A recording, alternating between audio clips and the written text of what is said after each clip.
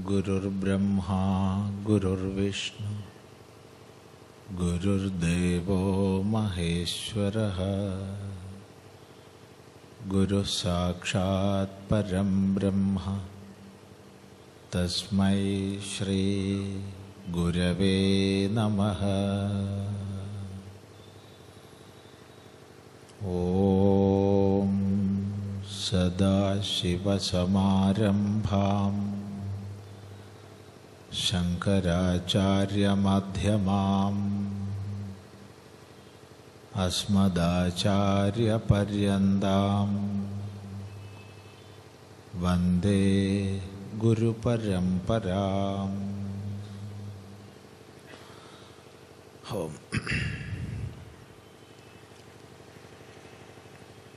ഇവിടെ ഈശാവാസ്യമിദം സർവം,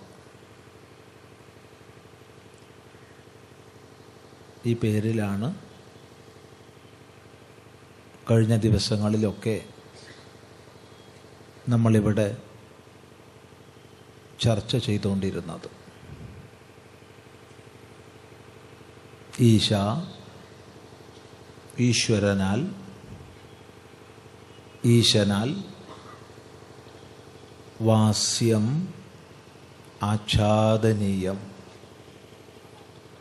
മൂടപ്പെടേണ്ടതാണ്.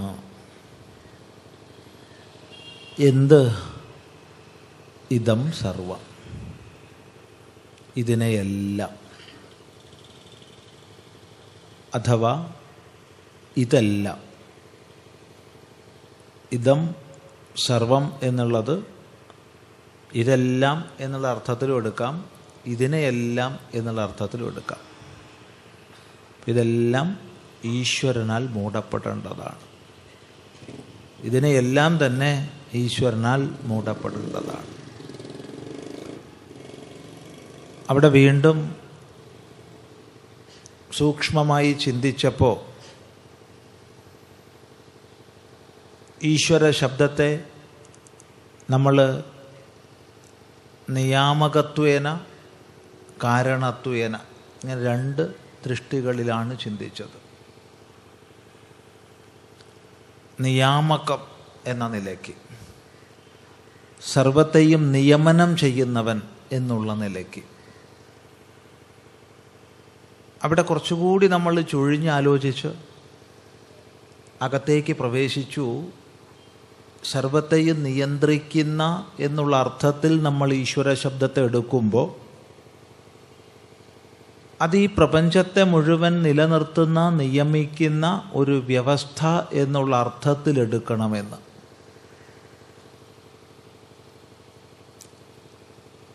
ആ അർത്ഥത്തിലാണ് നിയമിക്കുന്നവനെന്ന് നമ്മൾ പറയുന്നത്. അവനിലുള്ള ഭയം കൊണ്ട് സൂര്യൻ ഉദിക്കുന്നു എന്നൊക്കെ പറയുമ്പോൾ വാച്യാർത്ഥമല്ല അവിടെ സ്വീകാര്യം. മറിച്ച് ലംഘിക്കാനാവാത്ത അലംഘ്യമായ ഒരു വ്യവസ്ഥയുണ്ട്. ആ വ്യവസ്ഥയാണ് ഈശ്വരൻ. അതിൽ അന്തർഭവിച്ചതാണ് എല്ലാം. അതിനാൽ നിയമിക്കപ്പെടുന്നതാണ് എല്ലാം. ഈ അർത്ഥത്തിൽ നമ്മൾ മനസ്സിലാക്കേണ്ടതാകുന്നു.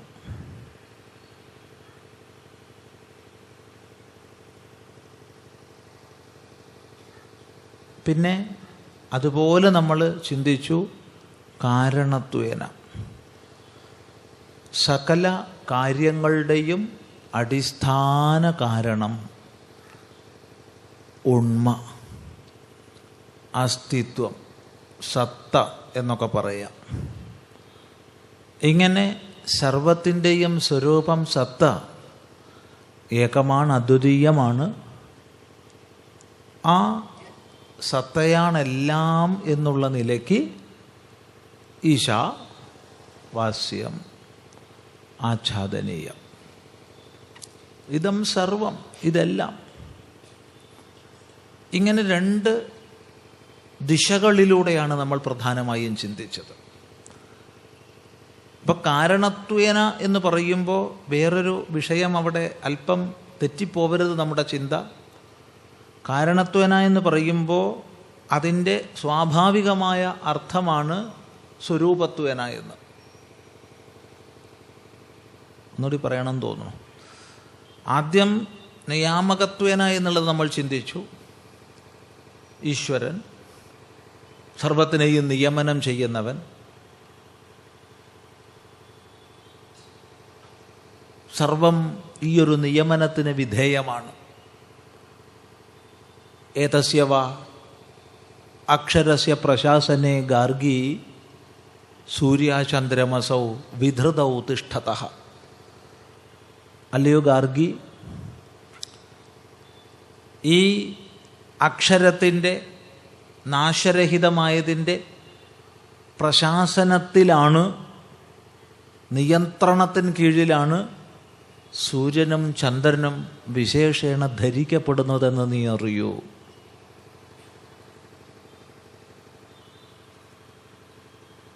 ഈ അർത്ഥത്തിൽ ഒട്ടനവധി മന്ത്രങ്ങളുണ്ട്. അങ്ങനെ നിയാമകത്വേന നമ്മൾ മനസ്സിലാക്കി. അതുപോലെ കാരണത്വേന, സർവകാര്യപ്രപഞ്ചത്തിൻ്റെയും അടിസ്ഥാന കാരണമെന്ന നിലയ്ക്ക് ഈ കാരണത്വേന എന്ന് നമ്മൾ പറയുന്ന സമയത്ത് വ്യക്തമായി നമ്മൾ ധരിക്കണം, അതിൻ്റെ സ്വാഭാവികമായ അർത്ഥം സ്വരൂപത്വേന എന്ന് വരും. സ്വരൂപതയാ. അതെങ്ങനെ? സ്വരൂപതയാ കാര്യം കാരണം തന്നെയാണ്. കാരണത്തിൽ എന്തെങ്കിലും പരിണാമം വന്നിട്ടല്ല കാര്യമാകുന്നത്, മറിച്ച് കാരണം പരിണാമരഹിതമായിരിക്കെ തന്നെ, വസ്തുന്തരമായി മാറാതെ തന്നെ സകല കാര്യാകാരങ്ങളിലും കാണപ്പെടുന്നു. അതുകൊണ്ട് തന്നെ ഇതിൻ്റെ സ്വരൂപം എന്തോ അത് ഈ അർത്ഥത്തിൽ മനസ്സിലാക്കണം. അങ്ങനെ ഈശ്വരനാൽ വാസ്യം ആച്ഛാദനീയം, മൂടപ്പെടേണ്ടതാണ്. എന്ത്? ഇതം സർവം, എന്തുണ്ടോ അതെല്ലാം. ഇതെല്ലാം പ്രത്യക്ഷത്തിലൂടെയും യുക്തിയിലൂടെയും ശാസ്ത്രത്തിലൂടെയും അറിയപ്പെടാവുന്ന സകലവും. ഇതാണ് ദർശനം. ഇവിടെയാണ് നമ്മൾ ചിന്തിക്കുന്നത്, അഥവാ ഇന്നലെ ചിന്തിച്ച് തുടങ്ങിയത്. ഇത് ഉപനിഷൻ മന്ത്രമാണ്. ഉപനിഷത്ത് ഉപദേശിക്കപ്പെടുന്നത് ബോധിപ്പിക്കാനാണ്, മറ്റൊന്നിനുമല്ല. വിവിധ മന്ത്രങ്ങൾക്ക് വിവിധ വിനിയോഗമുണ്ട്. ക്രിയകളിൽ വിനിയോഗിക്കപ്പെടുന്ന മന്ത്രങ്ങൾ, ഉപാസനയിൽ വിനിയോഗിക്കപ്പെടുന്ന മന്ത്രങ്ങൾ, അനുസന്ധാനത്തിൽ വിനിയോഗിക്കപ്പെടുന്ന മന്ത്രങ്ങൾ, ഇങ്ങനെ പല പ്രകാരത്തിൽ മന്ത്രങ്ങളുണ്ട്. ചില മന്ത്രങ്ങൾക്ക് വിനിയോഗം ക്രിയയിൽ മാത്രമാണ്. അങ്ങനെ മന്ത്രങ്ങൾ അനവധിയുണ്ട് വേദത്തിൽ. ചില മന്ത്രങ്ങൾക്ക് ജപാദി അനുഷ്ഠാനത്തിൽ മാത്രമാണ് വിനിയോഗം. ചില മന്ത്രങ്ങളാവട്ടെ അവ നമ്മെ ബോധിപ്പിക്കുന്നതാണ്. അവയുടെ വിനിയോഗം കേവലം തത്വാനുസന്ധാനത്തിൽ മാത്രമാണ്. ഉപനിഷൻ മന്ത്രങ്ങൾ അപ്രകാരമുള്ളവയാണ്. അല്ലാതെ അവ മറ്റൊന്നിനല്ല, ക്രിയാംഗങ്ങളല്ല, ഒട്ട് ജപാദ്യ അനുഷ്ഠാനാർത്ഥവുമല്ല. സത്യത്തെ ബോധിപ്പിക്കുന്നു, ബോധിപ്പിക്കുന്നതോടുകൂടി അത് കൃതാർത്ഥമാകുന്നു. നീ സത്യമാണ്, നീ ജ്ഞാനമാണ്, നീ ആനന്ദമാണെന്ന് ബോധിപ്പിക്കുന്നതോടുകൂടി അത് കൃതാർത്ഥമാകുന്നു. അല്ലാതെ ഇത് കേട്ട ശേഷം ഞാൻ സത്യമാണ്, ഞാൻ സത്യമാണ്, ഞാൻ സത്യമാണ്, ഞാൻ സത്യമാണെന്ന് ഇരുന്ന് ജപിക്കേണ്ട ആവശ്യമില്ല. ഗുരുനാഥൻ പറഞ്ഞു നീ മനുഷ്യനാണെന്ന്. ഉടനെ ഞാൻ പോയിട്ടിരുന്ന് ജപിക്കുകയാണ്. എന്ത്? ഞാൻ മനുഷ്യനാണ്, ഞാൻ മനുഷ്യനാണ്, ഞാൻ മനുഷ്യനാണ്, ഞാൻ മനുഷ്യൻ. ഇങ്ങനെ മനുഷ്യനാണെന്ന് ആവർത്തിച്ചിട്ട് ആരും മനുഷ്യനാവാൻ പോണില്ല. ഞാൻ ബ്രഹ്മമാണ്, ഞാൻ ബ്രഹ്മമാണ്, ഞാൻ ബ്രഹ്മമാണെന്ന് ജപിച്ചിട്ടാരും ബ്രഹ്മാവാൻ പോകുന്നില്ല. അങ്ങനെ ആരെങ്കിലും ജപിച്ച് ബ്രഹ്മാവണുണ്ടെങ്കിൽ അത് ഭ്രാന്തിയാണ്.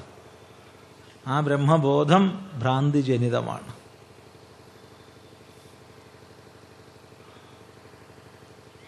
മറിച്ച് ബോധിപ്പിക്കുന്നതോടുകൂടി അത് കൃതാർത്ഥമാകുന്നു. ചോദ്യം: ശ്രവിച്ചു, ബോധിച്ചില്ലെങ്കിലോ? വീണ്ടും ശ്രവിച്ചോളൂ. അവിടെ ശ്രവിക്കുക എന്നുള്ളതിൽ കവിഞ്ഞു മറ്റൊന്നില്ല. ബഹുവാരം ശ്രവിച്ചു, എന്നിട്ടും ബോധിച്ചില്ല, വീണ്ടും ശ്രവിച്ചോളൂ, വീണ്ടും വീണ്ടും കേട്ടോളൂ. അല്ലാതെ അവിടെ മറ്റൊരു വിനിയോഗം ഇല്ല. ഇത് പ്രത്യേകിച്ച് മനസ്സിലാക്കണം ഉപനിഷത് വാക്യങ്ങൾക്ക്. അതുകൊണ്ട് അഹം ബ്രഹ്മാസ്മി, തത്വമസി, പ്രജ്ഞാനം ബ്രഹ്മ, അയമാത്മാ ബ്രഹ്മ തുടങ്ങിയ മഹാവാക്യങ്ങളാവട്ടെ, സർവം ഹ്യേതത് ബ്രഹ്മ, സർവം ഖല്ലുദം ബ്രഹ്മ തുടങ്ങിയ തത് സദൃശങ്ങളായ വാക്യങ്ങളാവട്ടെ, ഇതൊക്കെ ബോധിപ്പിക്കുന്നവ മാത്രമാണ്. അവയ്ക്ക് അതിലാ വിനിയോഗം. അല്ലാതെ തെറ്റിദ്ധരിക്കരുത്. ഇത് പറയാൻ കാരണം വളരെ ശ്രദ്ധിക്കണം. ചിലപ്പോൾ നമ്മെ സാധനാമാർഗത്തിലേക്ക് പ്രവേശിപ്പിക്കാൻ, അതിലേക്ക് പ്രവർത്തിപ്പിക്കാൻ ഒക്കെ വേണ്ടി ആചാര്യന്മാർ സുലളിതമായ തലങ്ങളിലേക്ക് ഇറങ്ങി വന്ന് സദൃഷ്ടാന്തം പലതും പറഞ്ഞു തരും.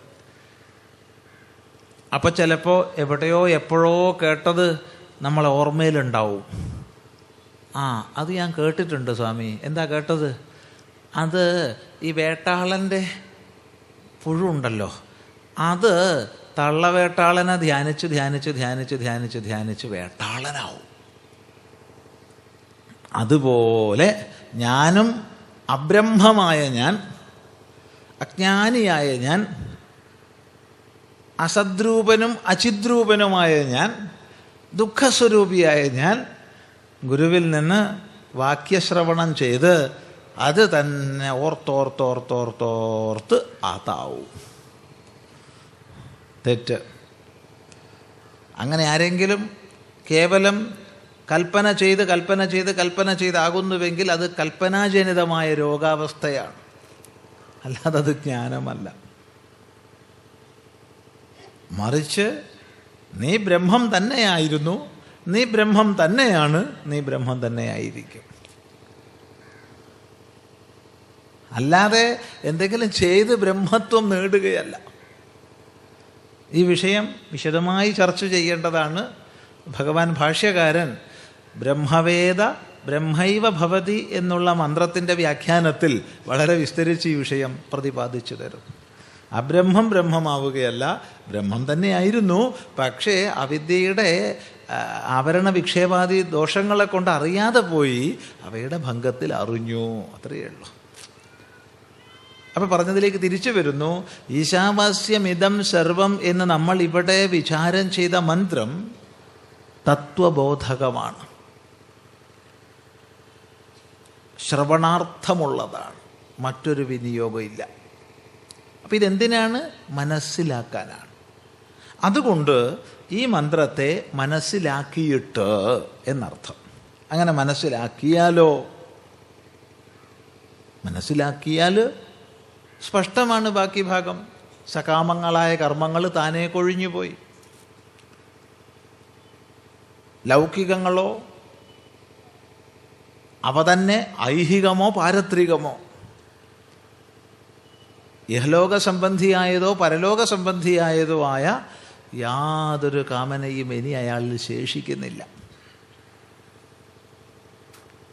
അപ്പോൾ സ്വർഗീയങ്ങളായ കർമ്മങ്ങളൊക്കെ താനെ കൊഴിഞ്ഞു പോകും, ഐഹികങ്ങളായ കർമ്മങ്ങളും താനെ കൊഴിഞ്ഞു പോകും.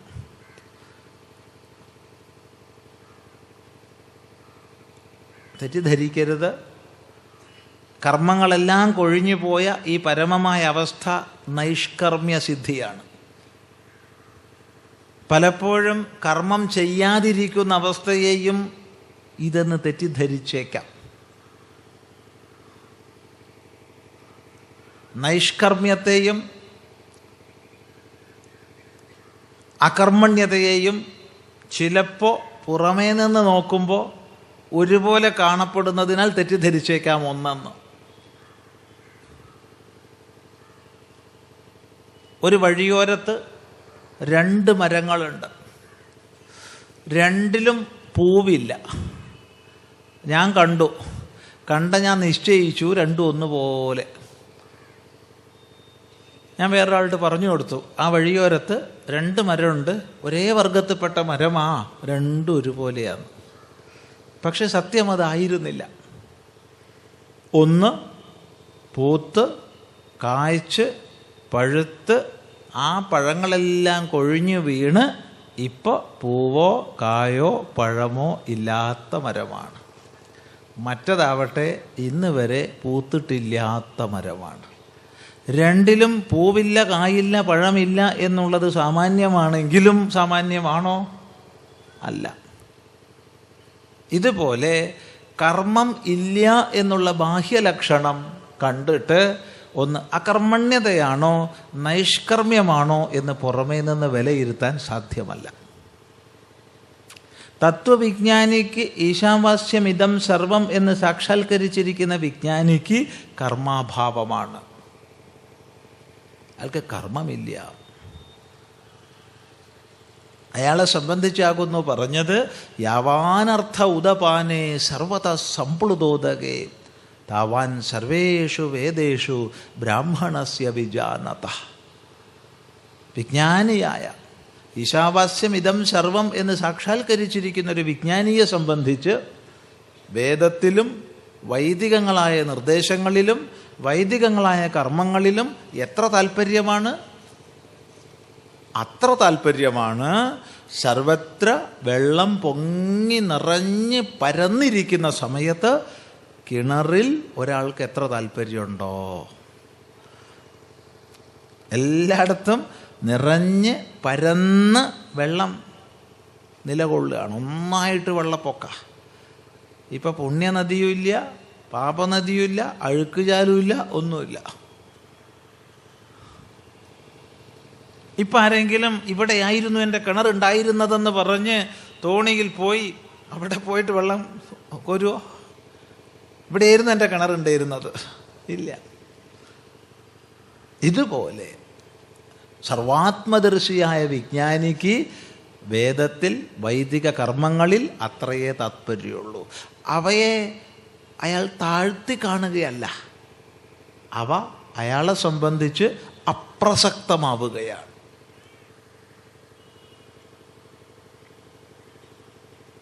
അവയെ അയാൾ ഉപേക്ഷിക്കുകയല്ല, അവ അയാളിൽ നിന്ന് വിട്ടകന്നു പോവുകയാണ്, ഉപേക്ഷിതങ്ങളാവുകയാണ്. ഇത് ശരിക്കും മനസ്സിലാക്കണം. ഇത് നൈഷ്കർമ്മ്യമാണ്. നേരെ മറിച്ച് അലസനും മന്ദനും മടിയനും പ്രമത്തനുമായ ഒരാൾ ചെയ്യേണ്ടത് ചെയ്യാതെ ഇരിക്കുന്നുണ്ടാവാം. അയാളിലും കർമാഭാവമാണ്. ആ കർമാഭാവം നൈഷ്കർമ്മ്യസിദ്ധിയല്ല, അത് അകർമ്മണ്യതയാണ്. അത് അങ്ങേയറ്റം ഹീനമാണ്, പരിത്യാജ്യമാണ്. ഇത് ശ്രദ്ധിക്കണം. ഏതായാലും ഈശാവാസ്യമിതം സർവം എന്നുള്ള ജ്ഞാനം ആരാൽ സാക്ഷാത്കരിക്കപ്പെട്ടിട്ടുണ്ടോ അയാളെ സംബന്ധിച്ച് കർമ്മങ്ങൾ കൊഴിഞ്ഞു പോകുന്നുണ്ട്.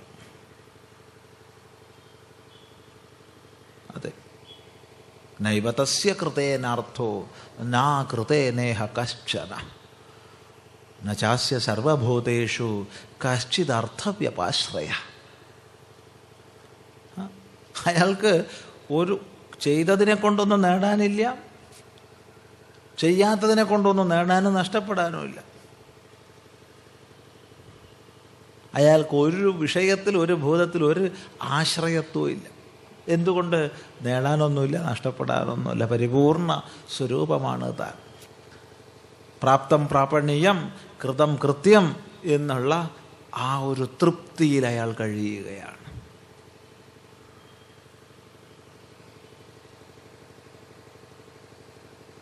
ആ ഒരു നിത്യതൃപ്തിയെ ശ്രുതി ഹൃദയസ്പൃക്കായി അവതരിപ്പിച്ചിട്ടുണ്ട്.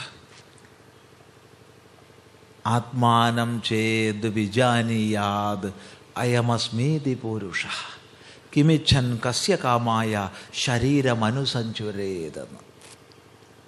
ആത്മാനം ചേത് വിജാനീയാത്, ഈ സ്വരൂപത്തെ തന്നെ അറിഞ്ഞൂന്ന് വെക്കുക. ചേത് തന്നെ അങ്ങോട്ട് അറിഞ്ഞൂന്ന് വെക്കുക ഒരാൾ സ്വയം.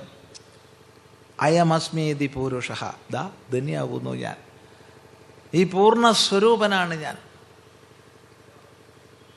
ജഗത്തെന്നും ജീവനെന്നും വ്യവഹരിക്കപ്പെട്ടതെല്ലാം സ്വരൂപതയാ ഏകമാണ്, അദ്വിതീയമാണ് എന്ന ബോധം ഒരാളിൽ പ്രകാശിച്ചു എന്ന് വയ്ക്കുക. ശ്രുതി പറയുകയാണ്, കിമിച്ഛൻ കസ്യ കാമായ ശരീരം അനുസഞ്ചുരേത്. എന്തിച്ഛിച്ച്, ആരുടെ കാമത്തിനായിക്കൊണ്ട് അയാൾ ഈ ശരീരത്തെ ഇങ്ങനെ എന്താ പറയുക, അനുസഞ്ചുരേത്, ജ്വര പിടിച്ച് ശരീരത്തിന് പിന്നാലെ ഓടും. അത് വേണം, ഇത് വേണം, അങ്ങനെ വേണം, അങ്ങനെ വേണമെന്നും പറഞ്ഞ് അയാൾ പലതിൻ്റെ പിന്നാലെ നെട്ടോട്ട് ഓടുവോ എന്ന് നിഷേധാർത്ഥത്തിൽ ചോദിക്കുകയാണ്. അയാൾ കൃതാർത്ഥനാണ്, തൃപ്തനാണ്. അവിടെ ഇന്നലെ വരെ അലട്ടിയിരുന്ന ദുഃഖങ്ങളൊക്കെ പോയി. ശ്രദ്ധിക്കുക, അയാൾ ആനന്ദസ്വരൂപനാണ്. സ്വാഭാവികമായി അയാൾ ത്യാഗനിഷ്ഠനാണ്. അതാണ് തേന ത്യക്തേന ഭുഞ്ജിതാഹ. ഇതാണ് നമ്മൾ ഇന്നലെ പറഞ്ഞു വെച്ച വിഷയം. തേന അതിനെക്കൊണ്ട്, ത്യക്തേന, ത്യക്തേന എന്നുള്ളതിൻ്റെ വാച്യാർത്ഥം ത്യജിക്കപ്പെട്ടതിനെ കൊണ്ടെന്നാണ്. പക്ഷേ ഭുഞ്ജീഥാഹ പാലയേഥാഹ എന്നാണ് തുടർന്ന് പറയുന്ന ക്രിയാപദം എന്നുള്ളത് കൊണ്ട് അത് ത്യക്തേന എന്നുള്ളതിനോട് യോജിക്കില്ല. അതുകൊണ്ട് അതിനെ ത്യാഗേന എന്നാക്കണം എന്ന് ഭഗവാൻ ഭാഷ്യകാരൻ നിർദ്ദേശിക്കും. ത്യാഗം കൊണ്ട് പാലിച്ചാലും, ത്യാഗം കൊണ്ട് പാലിച്ചാലും, എന്തിനെ പാലിച്ചാലും, ഈ ജന്മത്തെ പാലിച്ചാലും, ഈ ജന്മലക്ഷ്യത്തെ പ്രാപിച്ചാലും, ജന്മലക്ഷ്യത്തെ പ്രാപിക്കുന്നതിലൂടെ സ്വയം പാലിച്ചാലും, താൻ എന്തിനിവിടെ വന്നു എന്നൊന്ന് ആലോചിക്കുക. തനിക്കെന്താ നേടാനുള്ളത് എന്ന് ആലോചിക്കുക. ആത്യന്തികമായി എന്താണ് പ്രാപിക്കാനുള്ളത്? പലതിനെ നമുക്ക് പറയാൻ പറ്റും വ്യാവഹാരികമായി. പക്ഷേ അല്പം വിചാരം ചെയ്യുമ്പോൾ അതൊക്കെ തന്നെ താത്കാലികം എന്ന് ബോധിപ്പിക്കപ്പെടും. ഏതൊരു ജന്മലക്ഷ്യത്തെ പറഞ്ഞാലും യുക്തിപൂർവ്വം മറ്റൊരാൾക്ക് എതിർക്കാൻ സാധിക്കും. സ്വർഗ വൈകുണ്ഠ കൈലാസാദി ലോകങ്ങൾ ഏത് ലക്ഷ്യമെന്ന് പറഞ്ഞാലും നമുക്കതിനെ എതിർക്കാൻ സാധിക്കും. വൈകുണ്ഠത്ത് പോയിട്ട് എന്ത് കാര്യം? വൈകുണ്ഠത്ത് പോയാൽ ഗുണമൊക്കെ ഉണ്ടാവും, സംശയമില്ല. വളരെ കാലം കാണാൻ ആഗ്രഹിച്ചതായതുകൊണ്ട് വിഷ്ണുവിനെ കാണുമ്പോൾ സന്തോഷമുണ്ടാവും, വിഷ്ണുവിന് നമ്മെ കാണുമ്പോഴും സന്തോഷമുണ്ടാവും. പക്ഷേ വലിയ പ്രശ്നമുണ്ട് അവിടെ. എല്ലാവരും ഒരുപോലെയാണെന്നാണ് പറയണത്, വിഷ്ണുവിനെ പോലെ തന്നെയാണ്. അപ്പോൾ ഒറിജിനൽ വിഷ്ണു ഏത്, ഡ്യൂപ്ലിക്കേറ്റ് വിഷ്ണു ഏതെന്ന് മനസ്സിലാക്കാൻ കുറച്ച് വിഷമമുണ്ടാവും. എങ്ങനെയെങ്കിലും എന്തെങ്കിലും ചിഹ്നങ്ങളെ തേടിപ്പിടിച്ച് കണ്ടെത്തിയാൽ തന്നെ കുറച്ചു നേരം കണ്ടുകൊണ്ടിരിക്കുമ്പോൾ മടുക്കും. ഇനി മടുക്കുന്നില്ലെന്ന് വരികിൽ വിഷ്ണു മാത്രമല്ല അവിടെയുള്ളത്, ലക്ഷ്മി അമ്മയുണ്ട്. രണ്ടാളുണ്ടെങ്കിൽ എന്തായാലും അത്യാവശ്യത്തിനൊക്കെ കുറച്ച് കശപശയൊക്കെ ഉണ്ടാവും, ഇല്ലേ? ഉണ്ടാവും. ഇല്ല എന്നൊന്നാരും വെറുതെ കള്ളത്തരം പറയണ്ട. ഏത് വീട്ടിലായാലും ശരി കുറച്ചൊക്കെ ചിലതൊക്കെ ഉണ്ടാവും. അത്യാവശ്യത്തിന് സൗന്ദര്യപ്പണക്കെങ്കിലും ഉണ്ടാവും. ഇല്ലെങ്കിൽ എന്ത് വീടാ? ഇല്ലെങ്കിൽ വല്ല സുഖമുണ്ടോ ജീവിതത്തിൽ?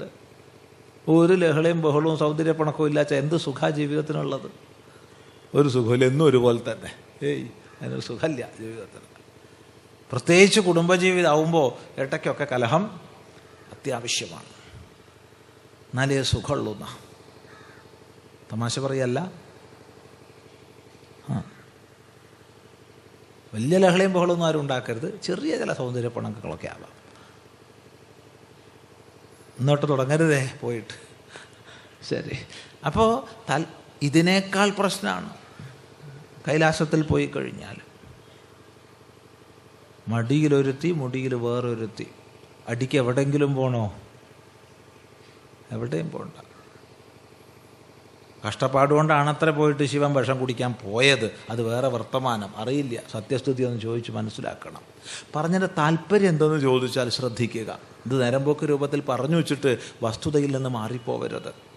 ഒരു ലോകപ്രാപ്തിയും ആത്യന്തികമല്ല. ആ ബ്രഹ്മഭുവനാ ലോകാഹ പുനരാവർത്തിനോർജുന. ബ്രഹ്മലോക പര്യന്തം സമസ്ത ലോകങ്ങളും ഹേ അർജുന പുനരാവൃത്തിയോടുകൂടിയതാണ്. സ്വരൂപപ്രാപ്തിയിൽ മാത്രമേ പുനർജന്മമില്ലാത്തതുള്ളൂ. ശ്രദ്ധിക്കുക. ഈ സ്വരൂപപ്രാപ്തി സച്ചിദാനന്ദ സ്വരൂപമാണ് താനെന്ന സാക്ഷാത്കാരം. അതിനെക്കുറിച്ചാണ് കഴിഞ്ഞ ദിവസം ഈശാവാസ്യം ഇതം സർവം എന്നുള്ളതിനെ വിശദീകരിച്ച സമയത്ത് അന്യദേവ തദ് വിദിതാത് അഥോ അവിദിതാത് അധി എന്ന കേനോപനിഷത്ത് മന്ത്രത്തെ ഇവിടെ പറഞ്ഞിരുന്നു. അവിടെ സ്വീകരിക്കേണ്ടതുമല്ല തള്ളേണ്ടതുമല്ല എന്ന് പറഞ്ഞിരുന്നു. സ്വീകരിക്കേണ്ടതുമല്ല തള്ളേണ്ടതുമല്ല എങ്കിൽ അതൊന്നു മാത്രമാണ്. ബാക്കി എല്ലാത്തിനെയും തന്നെ ഒന്നുകിൽ സ്വീകരിക്കേണ്ടതായിരിക്കും, അല്ലെങ്കിൽ തള്ളേണ്ടതായിരിക്കും.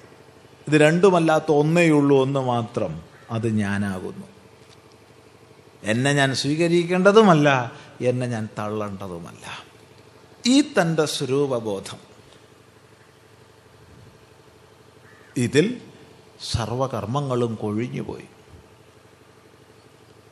അങ്ങനെ ജന്മലക്ഷ്യത്തെ പ്രാപിച്ചാലും ലോകപ്രാപ്തികളൊന്നും ആത്യന്തിക ലക്ഷ്യമാണെന്ന് മനസ്സിലാക്കാൻ വയ്യ എന്നാണ് പറഞ്ഞത്. ഏതൊരു ലോകപ്രാപ്തിയെയോ അനുഭവ വിശേഷത്തെയോ ആര് ലക്ഷ്യമെന്ന് പറഞ്ഞാലും യുക്തിബോധമുള്ളവർക്ക് സ്വീകരിക്കാനൊക്കില്ല. പ്രത്യേകിച്ചും സ്വർഗവാദികൾ പറയുന്ന സ്വർഗമൊക്കെ മരിച്ചു കഴിഞ്ഞതിന് ശേഷം കിട്ടുന്നതാ. അവിടെ ഹിന്ദുക്കളെന്നോ മുസൽമാന്മാരെന്നോ ക്രിസ്ത്യാനികളെന്നോ ഒന്നും വ്യത്യാസമില്ല. എല്ലാവരും പറയുന്ന സ്വർഗം മരിച്ചിട്ടാ. പിന്നെ സ്വർഗത്തിൽ കുറച്ച് വ്യത്യാസമൊക്കെ ഉണ്ട്, അത്രയേ ഉള്ളൂ. അപ്പോൾ മുസ്ലിങ്ങൾ സ്വർഗത്തിൽ എന്ന് പറഞ്ഞാൽ ധാരാളം മദ്യം കിട്ടും. അതുപോലെ സുന്ദരികളായ സ്ത്രീകൾ അത് കൊണ്ടുത്തരും, ഹുർലികൾ. അത് ഇവിടെ ചെയ്യുന്ന അധിക ഫലപ്രാപ്തിക്കുള്ള സുന്നത്തിനനുസരിച്ച് ചിലപ്പോൾ പാത്രമൊക്കെ ഒന്ന് വേറെ ആയിരിക്കും, ചിലപ്പോൾ ചില്ല് പാത്രത്തിലായിരിക്കും, ചിലപ്പോൾ സ്വർണ്ണപാത്രത്തിലായിരിക്കും. അത്രയ്ക്കേ വ്യത്യാസം. ഹിന്ദുക്കളുടെ സ്വർഗത്തിൽ നല്ല ഇഷ്ടം പോലെ തിന്നാനും കുടിക്കാനുള്ള വകകളാണ്. ഇഷ്ടം പോലെ പായസവും അതും ഇതും എന്തൊക്കെയാ. പക്ഷെ വിശപ്പുണ്ടാവില്ല കേട്ടോ. വിശപ്പും ദാഹവും ഉണ്ടാവില്ല. വിശപ്പും ദാഹവും ഇല്ലാത്തവന് ചാപ്പാട് കിട്ടിയിട്ട് എന്ത് കാര്യം? ഒന്ന് ആലോചിച്ച് നോക്കൂ. ഏത് സ്വർഗവും മരിച്ചതിന് ശേഷമാണ്. മരിച്ചതിന് ശേഷമുള്ളതൊന്നും എന്നോട് പറയണ്ട. എനിക്കതിൽ അശേഷം താല്പര്യമില്ല. കാരണം മരിച്ചതിന് ശേഷം ഞാനവിടെ പോകുന്നു, ഇപ്പം എന്താ ഉറപ്പ്? ഈ പറഞ്ഞു തന്നവൻ പോയി വന്നവനാ.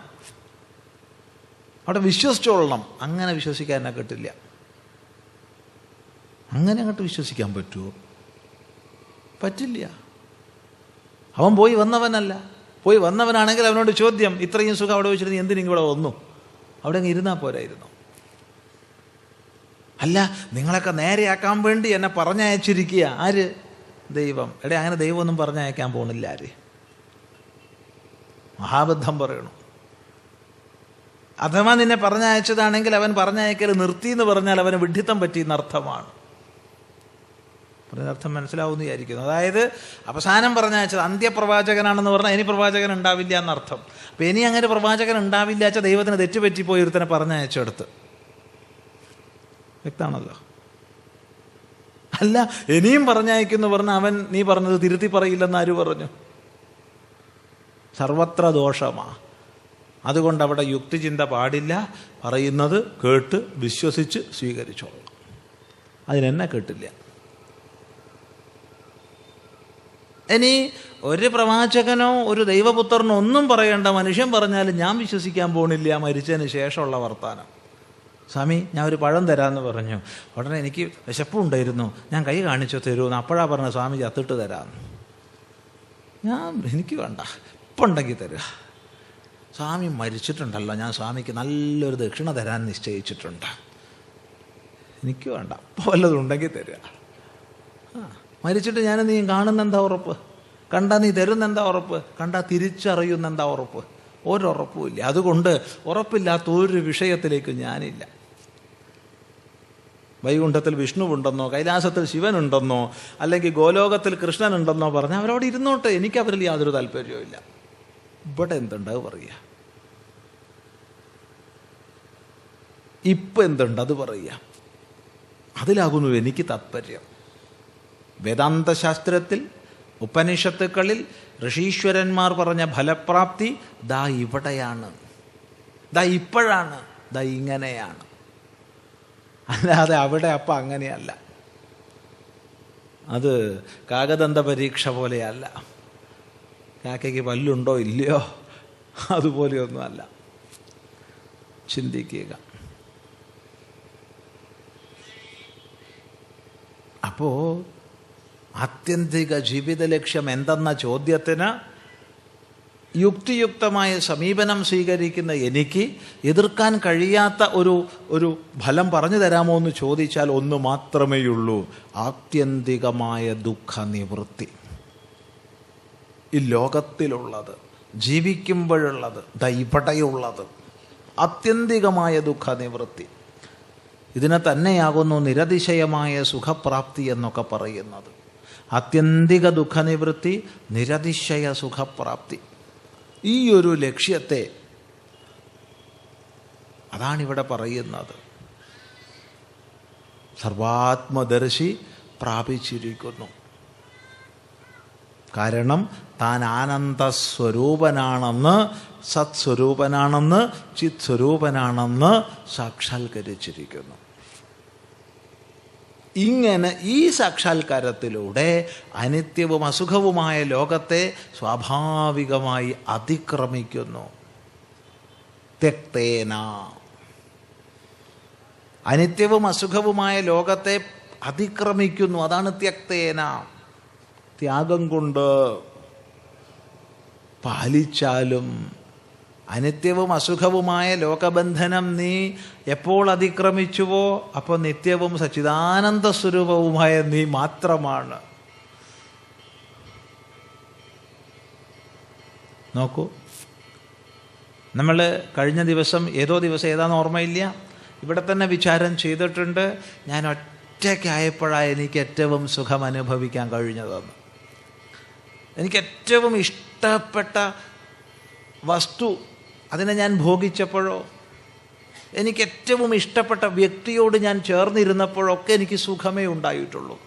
ആ സുഖത്തിൻ്റെ അപ്പുറവും ഇപ്പുറവും ദുഃഖമാണ്. ആ സുഖം തന്നെ ഒരു നിശ്ചിത മാത്രയിലേ സുഖമുള്ളൂ. നിശ്ചിത മാത്ര കഴിഞ്ഞാൽ സുഖമില്ല, പിന്നെയും കഴിഞ്ഞാൽ ദുഃഖമാണ്. എന്നാൽ ഞാൻ ഒറ്റയ്ക്കായ സുഷുപ്തിയിൽ ജാഗ്രസ്വപ്ന ലോകങ്ങൾ അപ്രസക്തമായി പോയപ്പോൾ തന്നെ ഞാൻ ആനന്ദസ്ഫുരണങ്ങളെ അറിഞ്ഞനുഭവിച്ചു.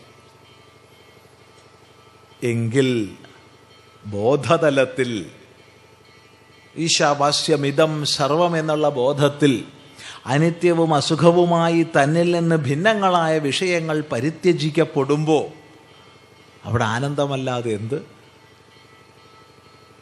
ഈ ആനന്ദ സ്വരൂപത്തെ സ്വയം പ്രാപിച്ച് നീ നിന്നെ പാലിച്ചാലും ഏറ്റവും അമൂല്യമായ ചരമമായ ജന്മം നിനക്ക് ലഭിച്ചിരിക്കുകയാണ്, മനുഷ്യജന്മം. ഈ ജന്മത്തിൻ്റെ സാർത്ഥകതയിലേക്ക് നീ ഉയർന്നാലും പാലിച്ചാലും ശ്രദ്ധിക്കുക എത്രമാത്രം അർത്ഥവ്യാപ്തിയാണ്. എവിടെ നോക്കൂ, ഇവിടെ ദൃക്കും ദൃശ്യവും രണ്ടല്ലേ ഉള്ളൂ, മൂന്നാമതൊന്നും ഇല്ലല്ലോ. കാണുന്ന ഞാനും കാണപ്പെടുന്നതും. കാണപ്പെടുന്നതെല്ലാം അനിത്യവും അസുഖവുമാണെന്ന് ഞാൻ അറിഞ്ഞു. ഞാനാകട്ടെ നിത്യവും ചിത്തും ആനന്ദവുമാണെന്നറിഞ്ഞു. മൂന്നാമതൊരു പദാർത്ഥമില്ല. ഈ ലോകത്തിലെ സമസ്ത വസ്തുക്കളെയും ശരീര മനോബുദ്ധ്യാദി കരണങ്ങളെയും ഞാൻ ദൃശ്യത്തിൽ മനസ്സിലാക്കി. ഈ ദൃശ്യം ഞാനല്ല, നേതി നേത്യാത്മാ, ഇതല്ല ഞാൻ എന്ന് വിചാരം ചെയ്ത് ഉപേക്ഷിക്കാവുന്നതിനെ മുഴുവൻ ദൃശ്യമെന്നറിഞ്ഞ് ഉപേക്ഷിച്ചപ്പോൾ ഉപേക്ഷിക്കാനാവാത്ത ദൃക്സ്വരൂപം ഞാൻ ശേഷിച്ചു. ഞാനല്ലാത്തൊന്നില്ല, എല്ലാം ഞാൻ തന്നെ, അഖിലം ഞാനെന്ന ആ ഒരു ഭാവം.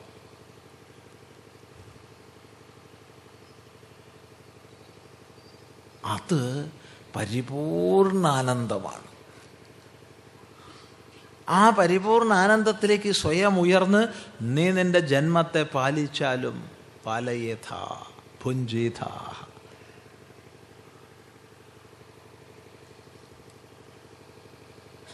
ഇതാണ് ഉപദേശം. മാ ഗൃധ കസ്യ സ്വിദ്ധനം. മാ ഗൃധ, ആഗ്രഹിക്കണ്ട. മാ ഗൃധ, ആകാംക്ഷ ചെയ്യേണ്ടതില്ല. എന്തുകൊണ്ട് ആഗ്രഹിക്കേണ്ട? എന്തുകൊണ്ട് ആകാംക്ഷ ചെയ്യേണ്ട? നേരത്തെ പറഞ്ഞു, സമ്പൂർണമായിരിക്കുന്ന പ്രപഞ്ചവും തന്നെ വ്യവസ്ഥയ്ക്ക് വിധേയമായി ചരിക്കുന്നു എന്ന്. ആ വ്യവസ്ഥയെ ഉല്ലംഘിക്കാൻ ആർക്കും സാധ്യമല്ല.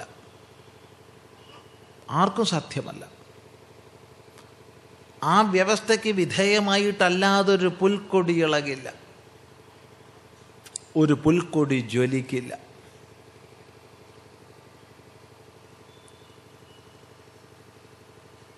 അപ്പോൾ അതിലന്തർഭവിച്ചതാണ് ഞാൻ, അതിലന്തർഭവിച്ചതാണ് നീ, അതിലന്തർഭവിച്ചതാണ് സൂര്യനും ചന്ദ്രനും താരകങ്ങളും നദികളും സമുദ്രവും എല്ലാം. ഈ അറിവിൽ യഥാവ്യവസ്ഥ ഈ പ്രപഞ്ചം ചലിക്കുന്നു എന്ന അറിവിൽ ഒരാൾ പ്രത്യേകിച്ച് ഒന്നിനെയും ദ്വേഷിക്കുന്നില്ല, പ്രത്യേകിച്ച് ഒന്നിനെയും കാക്ഷിക്കുന്നുമില്ല. മാഗൃത.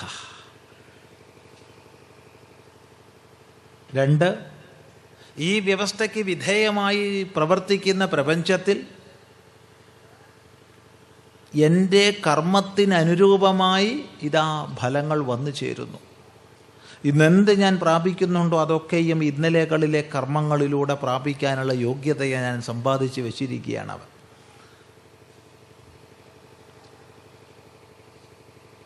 ഈ തിരിച്ചറിവ് കൈവരുന്നു. അഡ്രസ്സ് മാറി ആർക്കും ഒന്നും വരുന്നില്ല. അതാണ് ഒക്കെ യഥാക്രമമാണ് വരുന്നത്. ആസ്ഥാനത്തൊന്നും വരുന്നില്ല. നമ്മൾ ചിലപ്പോൾ വിചാരിക്കും ആസ്ഥാനത്ത് വരുന്നുണ്ടെന്ന്. അത് സ്ഥാനം എന്തെന്നറിയാത്തതുകൊണ്ടാണ്. ആസ്ഥാനത്തൊന്നും വരില്ല. ഇതറിഞ്ഞാൽ മാഗൃത, പിന്നെ ആഗ്രഹിക്കണ്ട, പകരം പ്രവർത്തിക്കൂ. ഇന്നെന്ത് വന്നു ചേരുന്നു ഇന്നലെകളിലെ നിന്റെ പ്രവർത്തനത്തിൻ്റെ ഫലരൂപമാണെന്ന് അറിഞ്ഞാൽ നാളെയിലേക്ക് നീ ഇച്ഛിക്കുന്ന ഉത്കൃഷ്ട ഫലത്തെ പ്രാപിക്കണമെങ്കിൽ ഇന്ന് നീ ഏകാഗ്രചിത്തനായി പ്രവർത്തിക്കൂ. നേരെ മറിച്ച് അനർഹമായതിനെ ആഗ്രഹിച്ചുകൊണ്ടിരുന്നാൽ ഇന്ന് ചെയ്യേണ്ടതും ചെയ്യില്ല. അപ്പം നാളെപ്പോലും നിന്റെ കാര്യം അപകടം. ശ്രദ്ധിക്കുക. മാഗൃത, ആഗ്രഹിക്കണ്ട. കസ്യസിദ്ധനം, ആരുടേതായി ധനമൊക്കെ, ആരുടേതാണ് ഈ ധനമൊക്കെ? നമ്മളൊക്കെ എൻ്റത് എൻ്റത് എൻ്റതെന്നും പറഞ്ഞിരിക്കുന്നുണ്ട്. എന്തൊക്കെയാ അപ്പം എൻ്റെതല്ലാത്തത്? എല്ലാം എൻ്റെത് തന്നെ.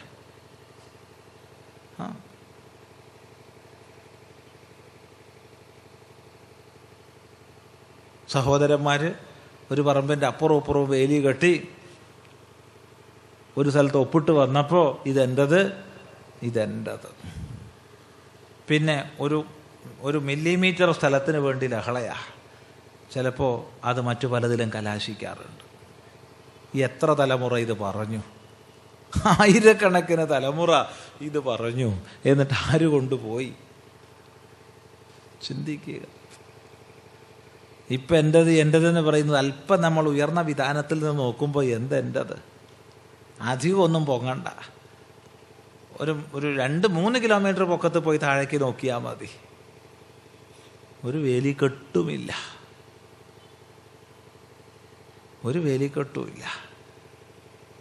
ഒരു മതിലും കാണുന്നില്ല. ഒരൊറ്റ പരപ്പ്. അപ്പം പിന്നെ ഇതെൻ്റെതെന്ന് പറഞ്ഞത് വിവരമില്ലാത്തതുകൊണ്ട് അല്ലാണ്ടൊന്നുമല്ല. എന്തിലാണ് നമുക്ക് എൻ്റെതെന്ന് പറയാൻ അധികാരമുള്ളത്? മറ്റെല്ലാ എൻ്റെകളും ആരംഭിക്കുന്നത് ഈ ശരീരത്തിലുള്ള എൻ്റെ എന്നുള്ള ഒരു ചിന്തയിൽ നിന്നാണ്. എന്തിനേറെ എൻ്റെ അമ്മ, എൻ്റെ അച്ഛൻ എന്നുള്ളത് പോലും ആരംഭിക്കുന്നത് ശരീര സംബന്ധിയായിട്ടാണ്. ശരീരഗതമായ എൻ്റെയാണ് പ്രഥമം, ബാക്കിയെല്ലാം ദ്വിതീയം, തൃതീയം. ഈ പ്രഥമമായ എൻ്റെ എന്നുള്ളതിൽ പോലും എന്തെങ്കിലും അർത്ഥമുണ്ടോ എന്നൊന്നൊരു നിമിഷം ആലോചിച്ച് നോക്കൂ. ഇല്ല. കാരണം ഒരു വ്യവസ്ഥയ്ക്കനുസരിച്ച് ഇതിനെ പരിപാലിക്കാൻ മാത്രമേ നമുക്ക് അധികാരമുള്ളൂ. അല്ലാതെ നമ്മൾ ഇച്ഛിക്കുന്നത് പോലെ എന്തെങ്കിലും പ്രവർത്തിക്കാൻ നമുക്ക് അധികാരമില്ല ദേഹത്തിൽ. എപ്രകാരമാണോ ഒരു ട്രസ്റ്റിനെ കൊണ്ടു നടക്കാൻ അധികാരപ്പെട്ടിരിക്കുന്നത് അതുപോലെ മാത്രം. അതിൻ്റെ ഫൗണ്ടർ നിയമമനുസരിച്ചുണ്ടാക്കി വെച്ച കുറേ വ്യവസ്ഥകളുണ്ട്. ആ വ്യവസ്ഥയ്ക്കനുസരിച്ച് ട്രസ്റ്റിനെ കൊണ്ടുപോകാം എന്നല്ലാതെ മറ്റൊന്നും ചെയ്യാൻ അധികാരമില്ല. ഇതുപോലെയാണ് നമ്മൾ ചിന്തിക്കുക. നമ്മൾ സുഖം വേണമെന്ന് ആഗ്രഹിക്കാറുണ്ട്. എപ്പോഴും എല്ലാവർക്കും സുഖം കിട്ടുന്നില്ല. ദുഃഖം വേണ്ട, രോഗം വേണ്ട, മരണം വേണ്ട എന്ന് ആഗ്രഹിക്കാറുണ്ട്. ദുഃഖങ്ങൾ വരുന്നുണ്ട്, രോഗങ്ങൾ വരുന്നുണ്ട്. പിന്നെ മരണം വന്നേ ഒക്കൂ. വരണ്ടാന്ന് എന്ത് പറഞ്ഞിട്ടും പ്രയോജനമില്ല. ഇതെല്ലാം വരുന്നുണ്ട്. നമ്മൾ വരണമെന്ന് ഇച്ഛിക്കുന്നവർ വരുന്നില്ല, നമ്മൾ വരണ്ടാന്ന് ഇച്ഛിക്കുന്നവർ വരുന്നു. എന്നിട്ട് നമ്മൾ പറയും എൻ്റെ ദേഹം. എന്നറിയില്ലേ? ഞാൻ സ്വാമി ചിദാനന്ദപുരിയാണ്. പിന്നെ അതിൻ്റെ കൂടെ ഒരുപാട് കസ്യസിദ്ധനം. ഒരു നിമിഷം ഒന്ന് ചിന്തിക്കുക. ഈ ശരീരത്തിൻ്റെ തന്നെ കഥ ഇങ്ങനെയെങ്കിൽ മറ്റുള്ളതിൻ്റെയൊക്കെ കഥ എങ്ങനെ? പക്ഷെ ഇത് വല്ലോ നമ്മൾ ആലോചിക്കാറുണ്ടോ ഈ ലോകത്തിൽ ജീവിക്കുമ്പോൾ? ഇല്ല.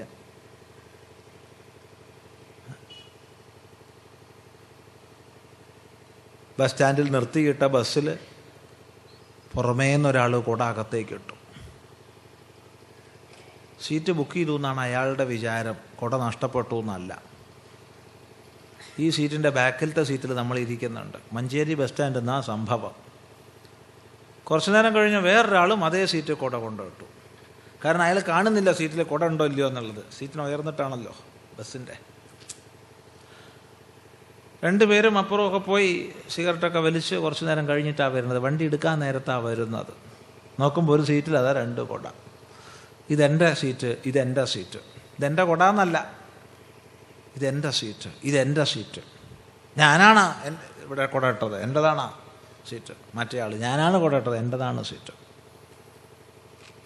ചുരുക്കി പറയാമല്ലോ, വഴക്ക് മൂത്ത് അടിയായി. 10-70 വയസ്സ് കഴിഞ്ഞ ഈ 2 കൊച്ചു കുട്ടികളും ഈ കുടയെടുത്ത് തല്ലാൻ തുടങ്ങി. അവിടെ ഒരു അർത്ഥം വിശേഷമുണ്ട്. എന്ത് ഹേതുവായാണോ മമത്വം അത് ഹേതുവാക്കിക്കൊണ്ട് തല്ലാൻ തുടങ്ങി. അതാണ് എന്ത് ഹേതുവായിട്ടാണോ മമത്വം വന്നത്, കുട ഹേതുവായിട്ടാണ്. ഈ കുട കൊണ്ട് അവർ തല്ലാൻ തുടങ്ങി. കണ്ടക്ടർ വന്നു. രണ്ടാളെയും പിടിച്ച് പുറത്താക്കി. നിങ്ങൾ സ്റ്റാൻഡ് നിന്ന് തള്ളിക്കോളൂ, എന്നാൽ ബാക്കി കാര്യം പോലീസോ മറ്റാരോ നോക്കിക്കോളൂ, ഇതിൻ്റെ ഉള്ളിൽ പറ്റില്ല. അപ്പം എന്താ സ്വാമി, അവർക്ക് ഒന്ന് പറഞ്ഞു കൊടുത്തുകൂടായിരുന്നു ആരാദ്യം കുട എടുത്തതെന്ന്? ഞാൻ വലിയൊരു ആലോചനയിലായിരുന്നു. ഈ കാശ് കൊടുത്ത് ബസ് മേടിച്ച ആൾ എന്ത് പറയുന്നു? അതല്ലേ പറ്റിയത്. അല്ലെങ്കിൽ ഞാൻ പറയുമായിരുന്നു ഇന്നാൾ ആണ് ആദ്യം കുട കിട്ടതെന്ന്. പക്ഷെ അപ്പോൾ ഈ തല്ല് കാണാൻ പറ്റുമോ? അപ്പോൾ അത് കാശ് കൊടുത്ത് മേടിച്ച ആ ഉടമസ്ഥൻ എന്ത് പറയും? ഒന്ന് ചിന്തിക്കുക. ഇതെൻ്റെ സീറ്റ്, ഇതെൻ്റെ സീറ്റ് എന്ന് പറഞ്ഞ് ലഹള കൂടുമ്പോൾ ഇതുപോലെ നമ്മൾ ഓരോരുത്തരും ഈ ലോകത്ത് എപ്പോഴാ കാറ്റ് പോകണമെന്ന് അറിയില്ല. നിന്നെ അത് ചെയ്യും, ഇത് ചെയ്യും, അങ്ങനെയാക്കും, ഇങ്ങനെയാക്കും എന്നൊക്കെ നമ്മൾ പറഞ്ഞിരിക്കുക. പക്ഷേ ഈ ശരീരഗതമായി പോലും എൻ്റെ എന്ന് പറയാൻ നമുക്ക് അധികാരമില്ല. അതുകൊണ്ട് ഉപനിഷത്ത് ചോദിക്കുകയാണ്, കസ്യസി ധനം, ആരുടേതായി ധനമൊക്കെ? ആരുടേതായി ധനമൊക്കെ? ധനം സങ്കല്പസൃഷ്ടമാണ്. ധനം സങ്കല്പസൃഷ്ടമാണ്. ഒരു വസ്തുവിന് കൽപ്പിതമായി മൂല്യമുള്ളപ്പോഴാണത് ധനമാകുന്നത്. ആ കൽപ്പന വ്യക്തി മനസ്സാകട്ടെ സമൂഹ മനസ്സാകട്ടെ നൽകുന്നത്. പക്ഷേ കൽപ്പിതമാണ് ധനം, അതിൽ യാതൊരു സംശയവുമില്ല. മനക്കൽപ്പിതമല്ലാതെ എന്ത്? ഒരു രാജ്യത്തിൽ അച്ഛനെ സ്ഥാനഭ്രഷ്ടനാക്കി മകൻ അധികാരമേറ്റെടുത്തു. അന്ന് വരെ രാജ്യത്തുണ്ടായിരുന്ന കറൻസി അച്ഛൻ്റെ ഫോട്ടോ പതിപ്പിച്ചതാണ്. അച്ഛനെ സ്ഥാനഭ്രഷ്ടനാക്കി മകൻ അധികാരമേറ്റെടുത്തതിൻ്റെ അന്ന് തന്നെ കറൻസി, പുതിയ കറൻസി വരാൻ തുടങ്ങി. എല്ലാം മകൻ്റെ ചിത്രം അടിച്ചതാണ്, മകൻ്റെ ഫോട്ടോ. തലേന്ന് വരെ വലിയ മൂല്യമുള്ള നോട്ടുകൾ പിറ്റേന്ന് തൊട്ട് ആൾക്കാർ എന്തിനാണ് ഉപയോഗിച്ചത്? അടുപ്പ് തീപിടിപ്പിക്കാനായിരിക്കും, അല്ലാണ്ട് മറ്റൊന്നിനും അല്ല. തലേന്ന് വരെ വലിയ മൂല്യമുള്ളതായിരുന്നു ആ നോട്ട്. തലേന്ന് വരെയല്ല, ഇന്നില്ല. എന്തുകൊണ്ട്? കൽപ്പന മാറിയിരിക്കുന്നു.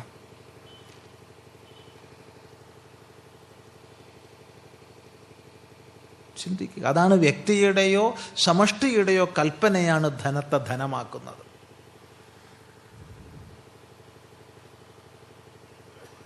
അതുകൊണ്ട് ഉപനിഷത്ത് ചോദിക്കുന്നു, കസ്യസി ധനം. ഇനി വേറൊരർത്ഥം, മാഗൃധ കസ്യസി ധനം. അവിടെ സ്വിദ് എന്നുള്ളത് അനർത്ഥകമായിട്ടാണ്. കസ്യചിദപി, ആരുടെയും ധനത്തെ ആഗ്രഹിക്കരുതേ. സ്വസ്യവ പരസ്യവ, തൻ്റെയോ മറ്റാരുടെയോ ഒരു ധനത്തെയും ആഗ്രഹിക്കാൻ പോണ്ട. അപ്പം ആദ്യം പറഞ്ഞ അർത്ഥം ഉയർന്ന അർത്ഥമാണ്. ആരുടേതാണ് ധനം? മറുപടി ആരുടേതും അല്ല. ഞാൻ എൻ്റെതാ, നീ നിൻ്റെതാന്നൊക്കെ പറയും, അത്രയേ ഉള്ളൂ. ആരുടേതും അല്ല. ചിന്തിക്കുക. എന്തിനെ സംബന്ധിച്ച് എൻ്റെ എന്ന് ഇപ്രകാരം പറയുന്നുണ്ട്, അതൊക്കെ ഇങ്ങനെ തന്നെയാണ്, കൽപ്പിതമാണ്. അല്ലേന്നൊരു നിമിഷം ചിന്തിക്കുക. അതെൻ്റെ ഭാര്യയായാലും കൊള്ളാം, എൻ്റെ ഭർത്താവായാലും കൊള്ളാം, എൻ്റെ കുട്ടിയായാലും കൊള്ളാം, എൻ്റെ അച്ഛനായാലും കൊള്ളാം. കഴിഞ്ഞ ഒരു 4-5 മാസങ്ങൾക്ക് മുമ്പ് രസകരമായൊരു കേസ് ഉണ്ടായിരുന്നു ഗുജറാത്ത് ഹൈക്കോർട്ടിൽ. അതിൻ്റെ ബാക്കി എന്തൊക്കെയായി എന്നുള്ളത് അറിയില്ല. പക്ഷെ ഇത് വിശദമായിട്ട് ഈ വാർത്ത വായിച്ചിരുന്നു, വളരെ വിശദമായിട്ട്. അവിടുത്തെ ന്യൂസ് പേപ്പറുകളിലൊക്കെ വളരെ വിശദമായി വന്നായിരുന്നു. പിന്നെ അതെന്തായി എന്നറിയില്ല കേട്ടോ കേസ്. വിഷയം എന്താണെന്ന് വെച്ചാൽ, അഹമ്മദാബാദ് ജനറൽ ഹോസ്പിറ്റലിൽ ദിവസം 100 കണക്കിന് പ്രസവം നടക്കുന്നുണ്ട്. ആ കൂട്ടത്തിൽ 2 പ്രസവം. ഒരമ്മ പ്രസവിച്ചു, ഒരു സ്ത്രീ പ്രസവിച്ചു, മറ്റേ സ്ത്രീയും പ്രസവിച്ചു. 2 പേരും കുഞ്ഞിന് മുലയൂട്ടി. 2 പേരും കുഞ്ഞിന് മുലയൂട്ടി. ഒരു ദിവസം കഴിഞ്ഞു. 1.5 ദിവസമായപ്പോഴാ കുട്ടികൾ 2 പേരും മാറിപ്പോയിട്ടുണ്ട് എന്ന് വിവരം അറിയുന്നത്. വിവരം വെളിച്ചത്ത് വന്നു. ഉടനെ തന്നെ ഡോക്ടർമാരും നഴ്സുമാരെല്ലാം വന്നു. ഇവരോട് പറഞ്ഞു, നിങ്ങളെ കുഞ്ഞുങ്ങൾ പരസ്പരം മാറിപ്പോയിട്ടുണ്ട്. നിങ്ങൾ പ്രസവിച്ചത് ഈ കുഞ്ഞാണ്, നിങ്ങൾ പ്രസവിച്ചത് ഈ കുഞ്ഞാണ്. ചെറിയൊരു തകരാറ് പറ്റിപ്പോയതാ. അപ്പോൾ ഒരു അമ്മ മുലയൂട്ടിക്കൊണ്ടിരുന്നത് ആൺകുഞ്ഞിനെയാണ്, മറ്റേ അമ്മ മുലയൂട്ടിക്കൊണ്ടിരുന്നത് പെൺകുഞ്ഞിനെയാണ്. ശ്രദ്ധിക്കണം. അപ്പം പെൺകുഞ്ഞിനെ പ്രസവിച്ചവർ ആൺകുഞ്ഞിനെ മുലയൂട്ടുന്നു, ആൺകുഞ്ഞിനെ പ്രസവിച്ചവർ പെൺകുഞ്ഞിനെ മുലയൂട്ടുന്നു. ഇതാണ് പ്രശ്നം. അതുകൊണ്ട് നിങ്ങളൊന്ന് മാറ്റിയിട്ട് അങ്ങ് മുലയൂട്ടണം. ഒരാൾ എന്ത് പറഞ്ഞാൽ സമ്മതിക്കില്ല, ഞാൻ വിട്ടുകൊടുക്കില്ല. ആരാന്ന് മനസ്സിലായല്ലോ, ഞാൻ വിട്ടുകൊടുക്കില്ല എന്ന് പറഞ്ഞത്. അവരാലോചിച്ചില്ല ഞാൻ സ്ത്രീയാണെന്ന്. ഞാനൊരു സ്ത്രീയാണെന്ന് അവരാലോചിച്ചില്ല. പക്ഷെ അവർ പറഞ്ഞു ഞാൻ ആൺകുഞ്ഞിനെ വിട്ടുകൊടുക്കുന്ന പ്രശ്നമില്ല, ഞാൻ മുലയൂട്ടും, വിട്ടുകൊടുക്കില്ല. മറ്റേ ആൾ പറഞ്ഞു ഞാൻ മുലയൂട്ടുന്ന പ്രശ്നമില്ല, പെൺകുഞ്ഞിനെ. അവിടെയാ പ്രശ്നം. ആവുന്ന അനുനയമെല്ലാം ചെയ്തു. ഈ പെൺകുഞ്ഞിനെ ഞാൻ മേലിൽ മുലയൂട്ടില്ല. പ്രശ്നമായി. പോലീസ് ഇടപെടലായി. ഡോക്ടർമാരുടെ എല്ലാ നിർബന്ധമൊക്കെ പരാജയപ്പെട്ടപ്പോൾ പോലീസ് ഇടപെടലായി. 1-2 സമീപ ബെഡുകളിൽ കിടക്കുന്ന മറ്റു സ്ത്രീകളുമായി ബന്ധപ്പെട്ടപ്പോൾ അവർ വേണമെങ്കിൽ ഒരു നേരമൊക്കെ ഞാൻ മുലപ്പാൽ കൊടുക്കാം, പക്ഷെ അതിൽ കൂടുതലൊന്നും വയ്യ എന്ന് പറഞ്ഞു. ഈ പെൺകുഞ്ഞിന്. മറ്റേ കുഞ്ഞിനാച്ചാൽ കുറച്ചധികം ഞാൻ കൊടുക്കാം, അതിന് വിരോധമല്ല, ആൺകുഞ്ഞല്ലേ. നോക്കണേ, എന്താ ഇത് ഇങ്ങനെ? ഈ അമ്മ മറക്കുന്നോ ഞാനും ഒരു സ്ത്രീയാണെന്ന്? അതിരിക്കട്ടെ, അത് വേറെ വിഷയം. ഏതായാലും പ്രശ്നം കോടതിയിലെത്തി. കോടതി വിധിച്ചു. ഇപ്പോൾ ഒരു തീരുമാനമാവുന്നത് വരെ സ്റ്റാറ്റസ് കോ. പെണ്ണിന് മുല കൊടുത്താൾ പെണ്ണിന് മുല കൊടുക്കണം, ആണിന് മുല കൊടുത്താൾ ആണിന് മുല കൊടുക്കണം. കോടതി പറഞ്ഞിട്ട് ഇവർക്കുണ്ടോ പാല് ചേർത്തുന്നവർ? പെണ്ണിന് മുലപ്പാലില്ല, പെൺകുട്ടിക്ക് പാലില്ല. വല്ലാത്തൊരു വാർത്തയായിരുന്നു. കോടതി അടുത്ത ആഴ്ചത്തേക്ക് വെച്ചിരിക്കുകയായിരുന്നു. നമ്മളിത് പത്രം വായിച്ച ദിവസം. പിന്നെ ഈ കേസ് എന്തായി എന്നറിയില്ല. ഒന്ന് ആലോചിച്ച് നോക്കൂ. നമ്മൾ ആലോചിച്ച് എന്തിനായി ഇവരിത് പറഞ്ഞത്?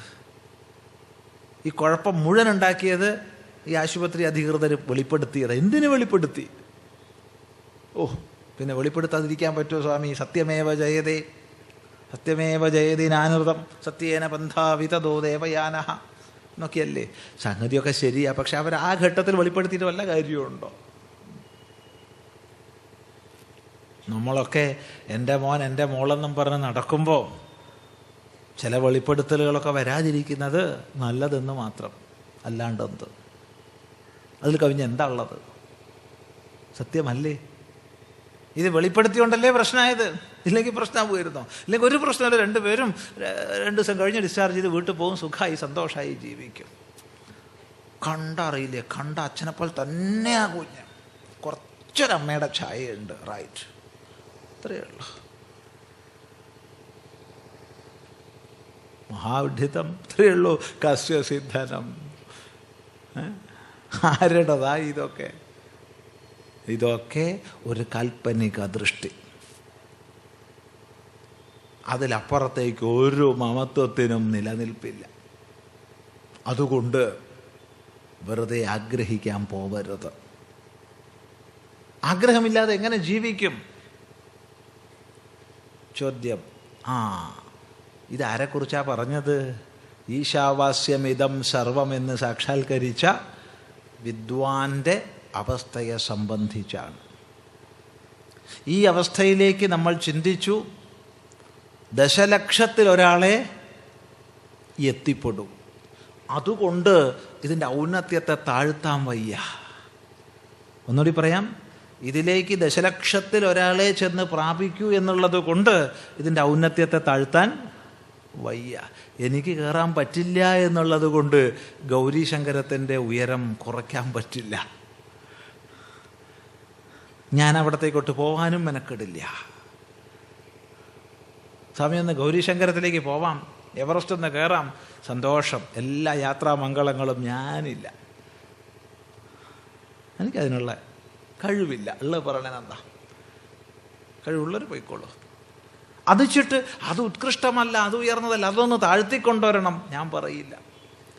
താല്പര്യം, വേദത്തിൻ്റെ പ്രഥമമായ അർത്ഥം ഇതാണ്: ജ്ഞാനനിഷ്ഠ, ത്യാഗനിഷ്ഠ, സർവാത്മദർശനം.